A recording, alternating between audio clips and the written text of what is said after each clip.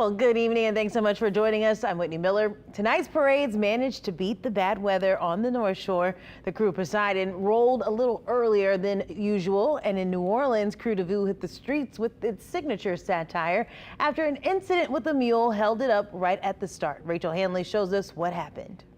Wait! Oh my God! Scrim got low!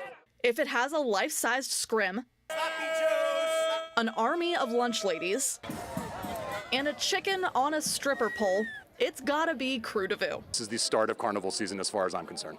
To call this Saturday night parade unique is an understatement.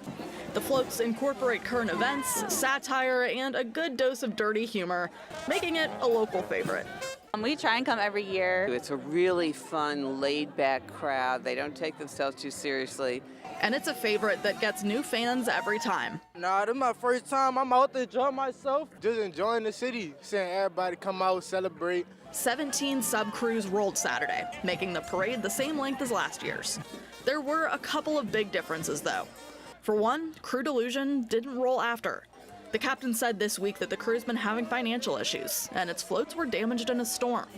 For another, it's been less than 2 months since the New Year's Day attack. Sub-crew Captain Will Alexander says that meant more security this year. More officers, a lot more than previous years, have a lot and have a better communication within the sub-crews for any sort of emergencies related to safety. One of those emergencies would end up happening right at the beginning of the parade. We were there as the mule pulling the first float darted off the route.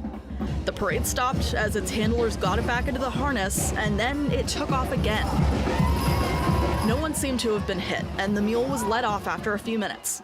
The brass bands started back up, and behind them, all the raunchiness that people come out every year to watch. And you see things here that will never end up on your news. Thankfully, there is plenty that does. Rachel Handley, WWL, Louisiana. That mule took off. All right, we reached out to what appears to have been the company that owns that mule. So far, we have not heard back.